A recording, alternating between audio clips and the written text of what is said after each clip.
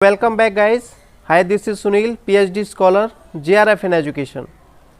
आपके इस चैनल का नाम है destiny net education for UGC net education subject.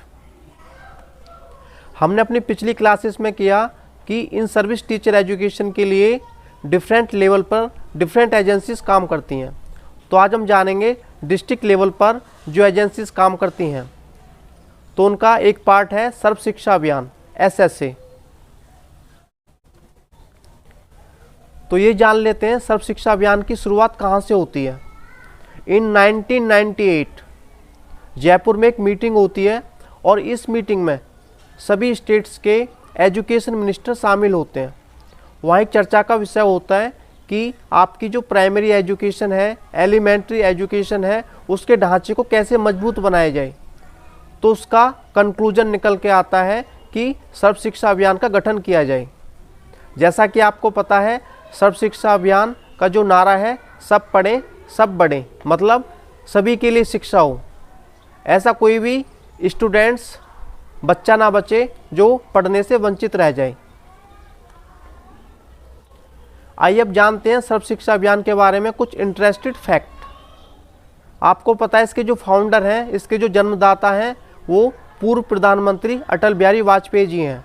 इसका जो मोटो है, इसका जो लक्ष्य है, एजुकेशन फॉर ऑल, सभी के लिए शिक्षा है। इसे 1 अप्रैल 2001 को लॉन्च किया गया।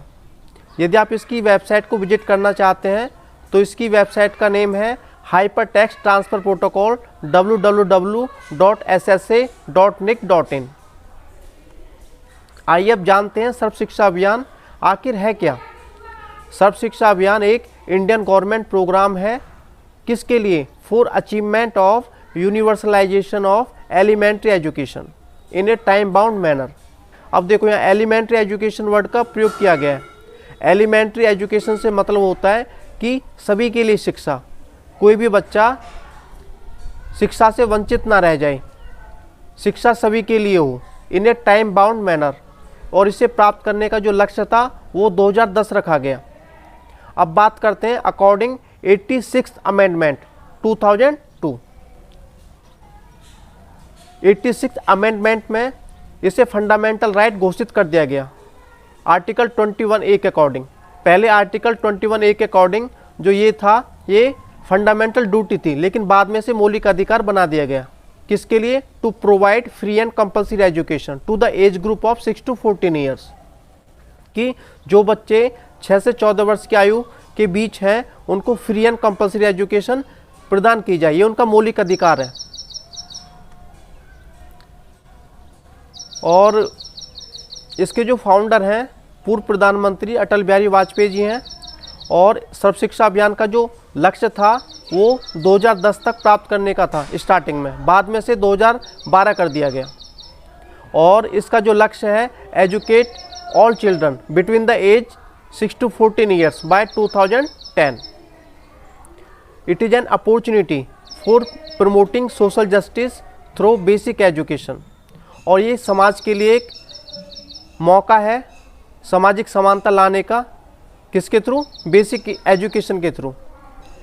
एजुकेशन उस श्रेणी का दूध है जिसे पीकर इंसान दहाड़ता है।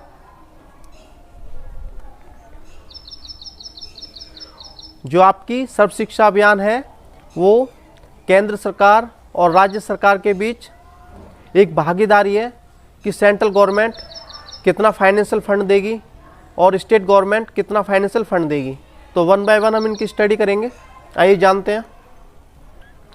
तो हम बात करते हैं सेंट्रल एंड स्टेट गवर्नमेंट की। तो उनका रेशो क्या क्या होना चाहिए। अब हम बात करते हैं सबसे पहले पंचवर्षीय योजना की। आपको पता है जो पहली पंचवर्षीय योजना है वो 1951 में शुरू हुई, जिसे जवाहरलाल नेहरू जी ने शुरू किया। और इसका जो अंत हुआ 2017 में हुआ। जो मोदी सरकार है उसने 2017 से ही पंचवर्षीय योजना को बनाना बंद कर दिया। ये जो 12वीं पंचवर्षीय योजना है यह आपकी अंतिम पंचवर्षीय योजना है। अब बात करते हैं कि जब आपका सर्व शिक्षा अभियान का गठन हुआ 1 अप्रैल 2001 को, तो उस समय आपकी 9वीं पंचवर्षीय योजना चल रही थी, मतलब 1997 से 2002 के बीच। तो उस समय सेंटर और स्टेट गवर्नमेंट की जो भागीदारी थी वो 85:15 के रेशो में थी, 85:15। और बाद में यदि हम बात करें 10वीं पंचवर्षीय योजना की, मतलब 10th 5 ईयर प्लान्स की, जो कि 2002 से 2007 के बीच चला, उस समय ये रेशो था 75:25 का। अब बात करते हैं 11th पंचवर्षीय योजना की, जो कि 2007 से 2012 के बीच चला, उस समय ये रेशो था 65:35। अब बात करते हैं आपकी 12th 5 ईयर प्लान की, जो कि 2012 से 2017 तक चला, और ये आपका अंतिम पंचवर्षीय प्लान था। और इसमें जो भागीदारी थी 50-50 की थी, 50% सेंट्रल गवर्नमेंट का और 50% स्टेट गवर्नमेंट का। अब बात करते हैं सर्व शिक्षा अभियान के मेन पर्पज़ की। तो सर्व शिक्षा अभियान का पहला मेन पर्पज़ है all children in school education guarantee centre alternate school back to school camp by 2003। शुरुआत में सर्व शिक्षा अभियान ने जितने बच्चों के लिए यह योजना शुरू की, तो उसका पहला उद्देश्य था कि ये बच्चे 2003 तक स्कूल जाने लगें, कोई भी बच्चा स्कूल जाने से ना रह जाए, सभी बच्चों की 100% इनरोलमेंट होनी चाहिए। अब इसके नेक्स्ट मेन पर्पज़ की ओर बढ़ते हैं, all children complete 5 years of primary education by 2007। ये सभी बच्चे अपने 5 वर्ष की प्राइमरी एजुकेशन 2007 तक प्राप्त कर लें।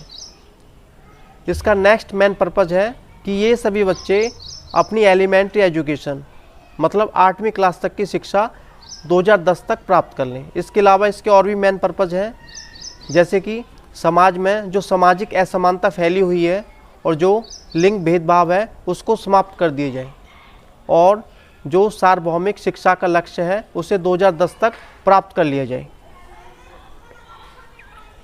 अब हम बात करेंगे ऑब्जेक्टिव्स ऑफ सर्व शिक्षा अभियान। तो सर्व शिक्षा अभियान का पहला उद्देश्य है to fill the gap between regions and gender inequality. आपको पता है समाज में लड़कों को अधिक प्राथमिकता दी जाती है और लड़कियों को कम प्राथमिकता दी जाती है। पहले लड़कियों को पढ़ने से वंचित रखा जाता था, उन्हें पर्दे में रखा जाता था, तो उनका हजारों वर्षों से शोषण हुआ है, और इस शोषण की क्षतिपूर्ति के लिए, इस गैप को भरने के लिए सर्व शिक्षा अभियान का गठन किया गया। अब इसके नेक्स्ट ऑब्जेक्टिव की बात करते हैं, bridge social regional and gender gaps, जो सामाजिक असमानता है और जो जेंडर गैप्स है उसको तोड़ना। इसका थर्ड ऑब्जेक्टिव है to provide free and compulsory education to the children of 6 to 14 years age group as a fundamental right. ये एक मौलिक अधिकार है, जो बच्चे 6 से 14 वर्ष की आयु के हैं उनको free and compulsory education provide कराना। इसका नेक्स्ट ऑब्जेक्टिव है कि जो बच्चे 6 से 14 वर्ष की आयु के हैं उनकी जो इनरोलमेंट है वो 100% होनी चाहिए। और इसका नेक्स्ट ऑब्जेक्टिव है reduce school drop out of children 6 to 14 years age group. जो बच्चे ड्रॉप आउट कर जाते हैं उनको रिड्यूस करना और उनकी 100% इनरोलमेंट बनाए रखना, बैक टू स्कूल करना, स्कूल में वापस लाना, ये सर्व शिक्षा अभियान के उद्देश्य हैं।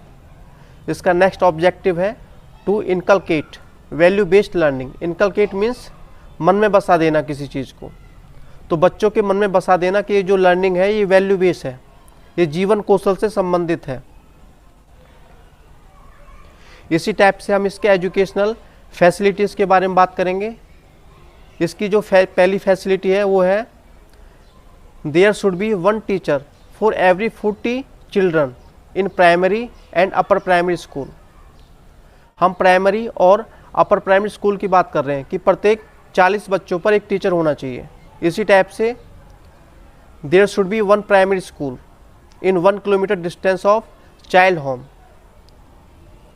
प्राइमरी स्कूल जो है बच्चे के घर से 1 किलोमीटर की दूरी पे होना चाहिए, और जो अपर प्राइमरी स्कूल है वो बच्चे के घर से 3 किलोमीटर की दूरी पे होना चाहिए। इसी टाइप से there should be at least 2 teachers in a primary school. जो प्राइमरी स्कूल है उसमें कम से कम 2 टीचर आपके ज़रूर होने चाहिए। अब इसके इम्प्लीकेशन की बात करते हैं। सर्व शिक्षा अभियान, अपॉइंटेड ऑफ टीचर्स, अध्यापकों की नियुक्ति। आपको पता है कि पहले टीचर्स की काफ़ी शॉर्ट थी, तो शॉर्ट को फिल करना। इसका नेक्स्ट है to give training to teachers, और टीचर्स को ट्रेनिंग देना ताकि वो टीचिंग ट्रेंड में जो बदलाव आए हैं उसके अकॉर्डिंग अपने आप को अपडेट कर सके। To provide learning facility to disable children, जो स्पेशल नीड चाइल्ड हैं उनको अलग से लर्निंग फैसिलिटी प्रोवाइड कराना। To motivate parents and students for their children school enrolment, parents को मोटिवेट करना ताकि वो अपने बच्चों को स्कूल भेज सकें, बालिकाओं को स्कूल भेज सकें। नेक्स्ट है provide facilities, toilet, drinking water, playground. Schools में टॉयलेट की फैसिलिटी प्रोवाइड कराना, ड्रिंकिंग वाटर की फैसिलिटी प्रोवाइड कराना, उनके लिए अच्छा सा प्लेग्राउंड होना चाहिए जिससे बच्चों की 100% इनरोलमेंट होगी। अब हम बात करते हैं जेंडर फोकस की। जैसा कि मैंने आपको बताया कि महिलाओं का हजारों वर्षों से शोषण होता है, उन्हें पढ़ाई से वंचित रखा गया है, उन्हें समाज की मुख्य धारा में लाने के लिए जेंडर फोकस पे ध्यान दिया गया। तो सर्व शिक्षा अभियान कहता है कि एटलीस्ट 50% वुमेन टीचर्स अपॉइंटेड, 50% कम से कम महिलाएं टीचर के रूप में अपॉइंट होनी चाहिए। Provide free text books to girls up to 8th standard, 8वीं क्लास तक लड़कियों को फ्री टेक्स्ट बुक प्रोवाइड कराई जानी चाहिए। अब हम बात करते हैं समग्र शिक्षा अभियान की। जैसा कि आपको पता है कि सर्व शिक्षा अभियान को 2018 में राष्ट्रीय माध्यमिक शिक्षा अभियान में शामिल किया गया और एक नया नाम लॉन्च किया गया, समग्र शिक्षा अभियान। अब हम सर्व शिक्षा अभियान के स्ट्रक्चर की बात करते हैं। यदि हम सेंट्रल लेवल की बात करें तो सेंट्रल लेवल पर इसका जो हेड है, इसका जो मुखिया है वो प्राइम मिनिस्टर होगा। और यदि वाइस चेयरमैन की बात करें, उपाध्यक्ष की, तो इसका MHRD का मिनिस्टर होगा, मानव संसाधन विकास मंत्रालय का मंत्री। अब हम बात करते हैं स्टेट लेवल की। स्टेट लेवल पर जो इसका हेड होगा वो चीफ मिनिस्टर होगा। यदि वाइस चेयरमैन की बात करें, उपाध्यक्ष की, तो इसका उपाध्यक्ष एजुकेशन मिनिस्टर होगा, शिक्षा मंत्री। ऐसे हम बात करते हैं इंटीग्रेटेड इन SSC। सर्व शिक्षा अभियान में अनेक योजनाओं को शामिल किया गया जिसके बारे में हम चर्चा करेंगे। आपकी पहली योजना है ICDS। ICDS होता है integrated child development scheme. It is a government programme in India which provides food, preschool education, primary health care, health checkup and referral service to children under 6 years of age। ये जो ICDS है launch किया गया 1975 में, तो इसे सर्व शिक्षा अभियान में शामिल किया गया। इसी टाइप से कस्तूरबा गांधी बालिका आवासीय विद्यालय योजना KGBV, the plan was introduced by the government of India in August 2004। 2004 में इसकी शुरुआत हुई और इसे इंटीग्रेट किया गया सर्व शिक्षा अभियान में। किसके लिए? To provide educational facility for girls belonging to SC ST other backward classes, minority communities and families below the poverty line.